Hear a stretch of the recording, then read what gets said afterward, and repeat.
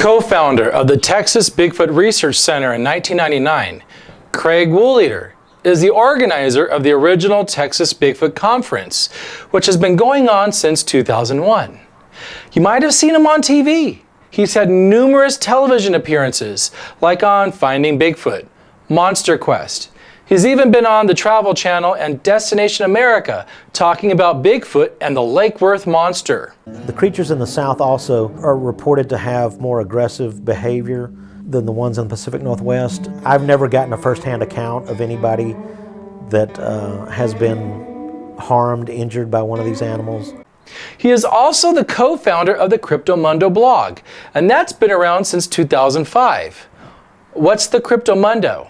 Well, according to their website, Cryptomundo is a place to enjoy the adventures, treks, theories, and wisdom of some of the most respected leaders in the field of cryptozoology. There's respected leaders in the world of Bigfoot? Okay, wait. Okay, this is after hours. Rictor, come on. This isn't off the Rictor. All right. Serious. Maintain composure. Okay. Now, where was I? Oh yeah.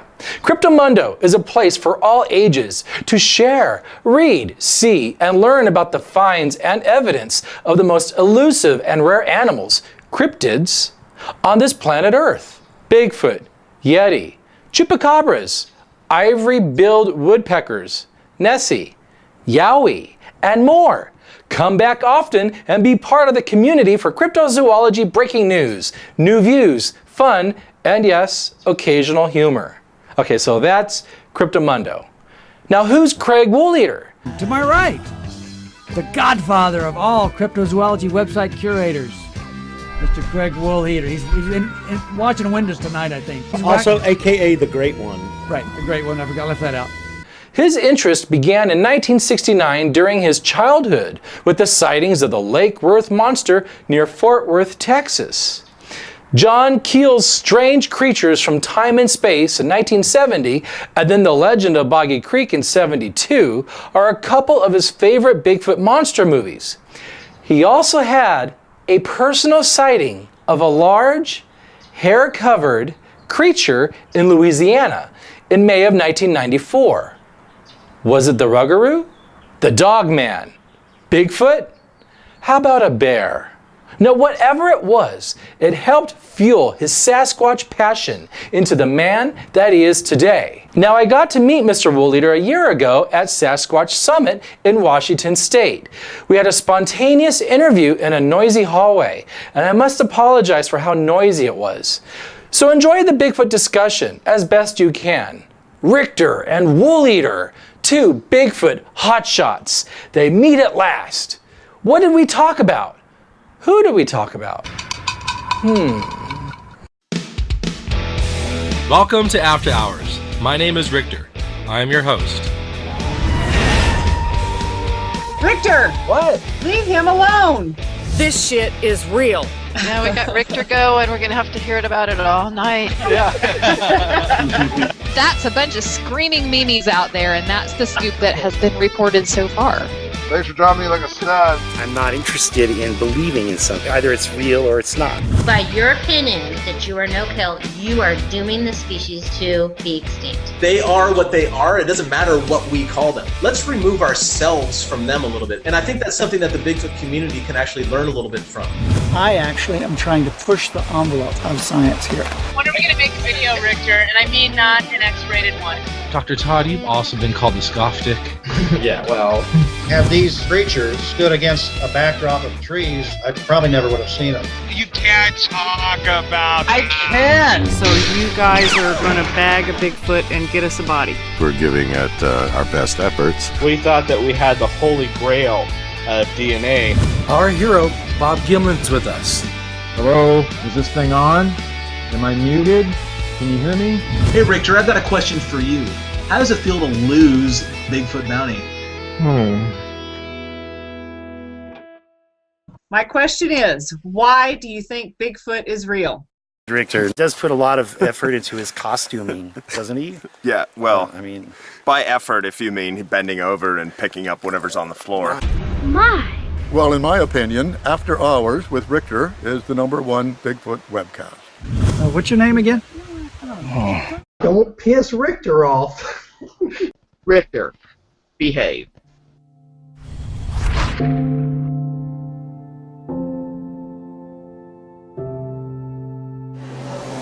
Hey everybody, welcome to After Hours with Rictor. Today I have Craig Woolheater, all the way from Texas. He is the man behind Cryptomundo. You're going to check out his website right here. He's been writing for this. Right here? It's going to be right here. It'll be right it's here. It's going to be a magical lower third of text right here. Right here? Yes. Okay. Yeah, we can't see it right now because it's like Bigfoot. Exactly. We can't see it, but it's right here. It's right here. It's cloaked. So you've been writing for Cryptomundo since you said 2005. Yes, sir. And what was your first big interest in writing about paranormal and your interest in Bigfoot? Well, I've been interested in Bigfoot since I was a kid. The Lake Worth Monster. The summer of 1969 is what started my interest. So I was interested in that. That was a local Bigfoot creature where I grew up. And, then saw The Legend of Boggy Creek a couple years later at the theater. Scary movie. That scene where it reaches through that bathroom window. Oh my God. It's like maybe it was the original glory hole. He's a man after my own heart. So I was interested in... And that was a big and hairy arm that went through that hole.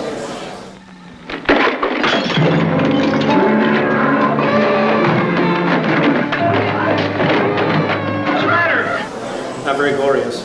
No. Glory holes aren't very glorious. I can imagine. So Boggy Creek. So, that started my interest as a kid, and then, what really catapulted things was in 1994 when driving back to Dallas from New Orleans, and I saw what I can only describe as a Bigfoot. So you had a Class A sighting? Yes, sir. Of something that you think is a Bigfoot? I don't know what else it could have been. I mean, it was approximately 7 foot tall, covered with hair that was grayish in color, and it was actually walking not more than about 15 to 20 feet away from my vehicle.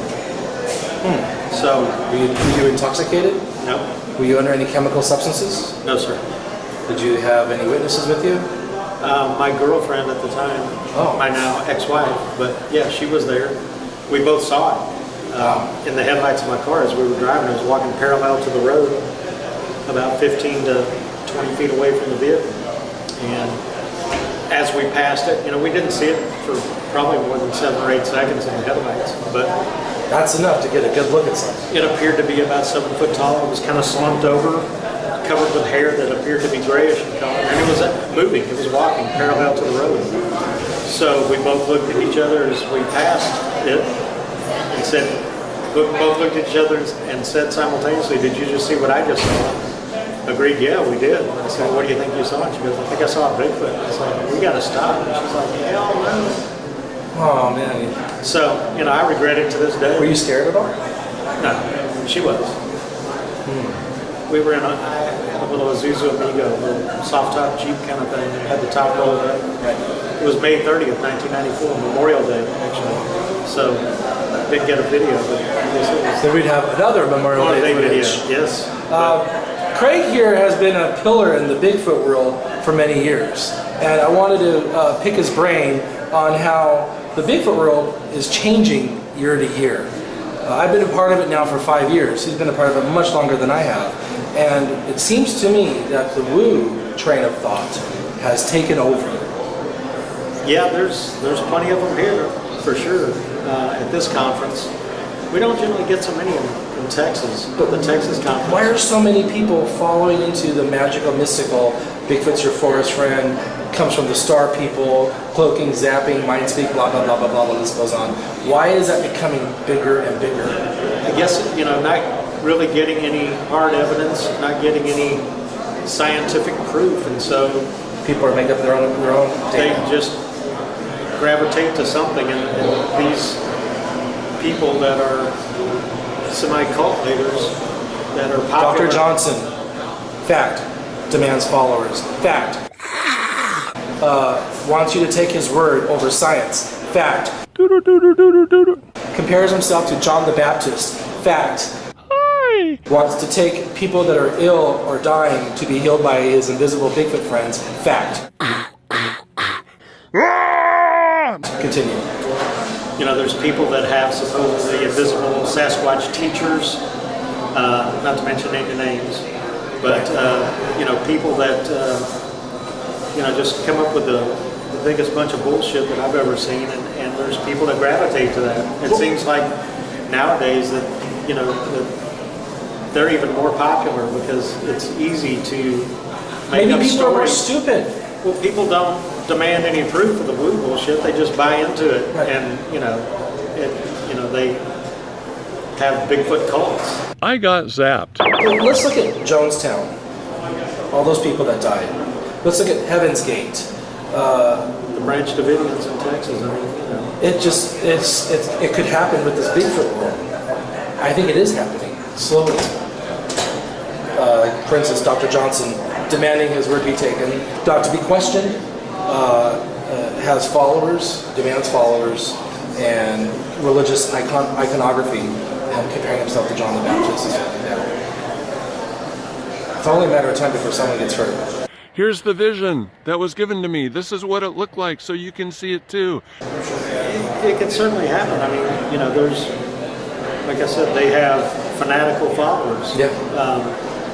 You know, there's some people that, you know, have some theories that are way out there that I don't think are, you know, just like Tom Powell. Tom Powell has some, you know, wild shit, but I mean, you know, he is from star people. But he is grounded in science. I mean, you know. But he's not demanding followers. He's not saying his word needs to be taken over science. No. I mean, you know, you get people that, for some reason, spend so much time, and like I said, don't come up with any hard answers, don't come up with any solid scientific proof, and so then they just go off to, you know, whatever other theories that people are espousing, you know, they buy into. I don't. Right.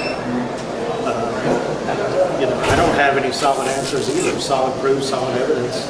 I still think that it's, you know, undiscovered primate, an ape of some sort, but, you know, I don't have any proof. That's just my thoughts. Do you think Bigfoot's your forest friend? No. I think they're a wild animal, and that if cornered or threatened, that they would attack. Right. Yeah. So are you pro-kill or no-kill? I'm still no-kill. I mean, I realize that it's going to, you know, it's going to take a body to absolutely, positively prove it to science, but, you know, I'm not going to be the one that takes me. I mean, I wouldn't get out there. Well, I've got bad aim. I can't shoot. I've got a lightsaber, and I'll just cut his hand off. Yeah, that's all you need, probably. Is a there you go. Yeah. Good hand. Give your buddy a hand. Give your buddy a hand. If your buddy's Jeff Melvin, in my opinion, pay off. There you go.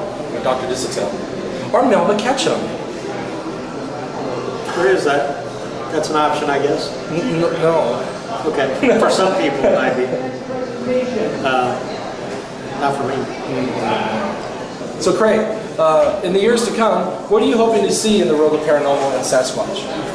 Well, I don't think they're intertwined, paranormal and Sasquatch. But a lot of these people do. Well, a lot of these people do, but I mean, you know, I know that people think of paranormal as outside, you know, just outside the bounds of science, but you think Sasquatch is in the bounds of science? I think that it can be proved scientifically with good evidence. So you think, are we on the eve of it being, on the cusp of it being proven? Or do you think we still got a lot of time ahead of us? It's being in the right place at the right time, catching a lucky break. I mean, you know, if they're real animals that are out there, you know, there's opportunity for a roadkill specimen. There's, you know, a hunter accidentally shooting one and not knowing what his target is. I mean, there's, you know, if they are a real animal, then there's the ability for a specimen to be taken, whether it be by force or by happenstance. And I would like to see,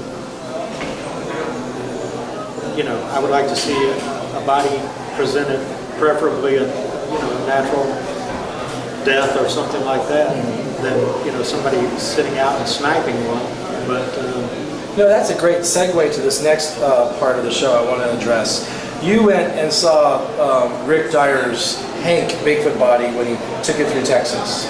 Yes. And I remember how Bigfoot social media just spanked you and just went after you, just bloodthirsty. It was not nice. It wasn't appropriate. Just that's how the Bigfoot community is. It's like a lynch mob mentality. And I am friends with Rick Dyer, and I believe you need to have friends that are researchers, friends that are hoaxers. You need to know both elements. Otherwise, you're not grounded. You're going to be taken as a fool if you're not being aware of the other side. So what you're saying is that you've got friends not only in high places, but you've got friends in low places. Depending on your point of view. Am I right? You've got to know both sides. For many years, I was so blind, Craig, I would never be friends with Rick Dyer. He's a hoaxer. And I'm like, wait a minute. Who am I? We're all human beings. You know? Let's get over ourselves. A lot of people say that about Rictor T-shirt. Oh no, I like it when they think I'm evil. That's great. Let them think that. It's a reputation I live to be and I aspire for. So I don't think I'm scary in person, do I? In person? Yeah. In person. See, I drew Craig in an electric wheelchair, but as you can see, he's healed. He no longer needs the wheelchair. I have no bunny slippers. The bunny slippers were everything. So, yeah, you were a good sport. You saw the one of Henry May with him running, and the recent one that Tommy Amaral, the Bigfoot holding his ears. Can Henry May actually run? Can Henry May actually run? That's yes. To be added to that. Yeah, yes, he can run. I've seen him run. From? A Bigfoot. In my drawing. He was running from a Bigfoot. He was running from a Bigfoot. Alrighty, so go ahead and tell everybody how they can check out your blog, what it's about, little plug. Cryptomundo.com, about the wild and woolly world of cryptozoology. No, before we end this, you once had Lauren Coleman writing for you. Wasn't he a blogger? He wrote? Right. So how come he doesn't do anything? I really don't know the answer to this. That's what I'm asking. Did Peter Byrne have something to do with this? No. Devoting more time. He's not doing any kind of really blogging that much anymore. I mean, he's a good writer. Just moved on. He's getting better from book to book, but he's a good writer. Well, thank you very much, Craig. It was great to have you. Thank you very much, Rictor Riovo.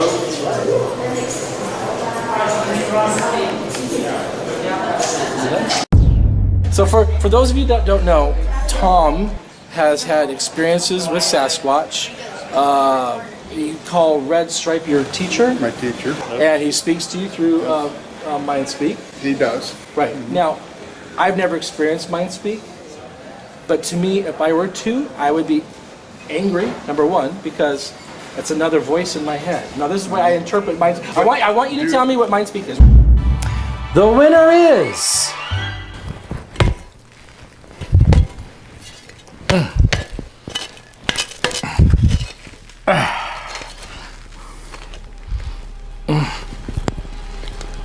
Oh! Looky, looky, there's something inside. Ooh.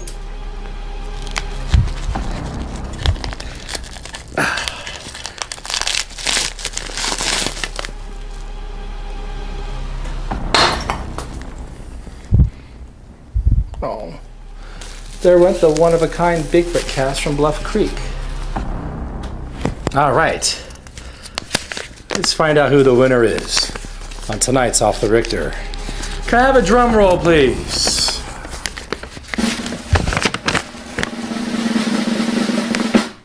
Dr. Matthew Johnson. Hi! Matt Moneymaker. Shut up!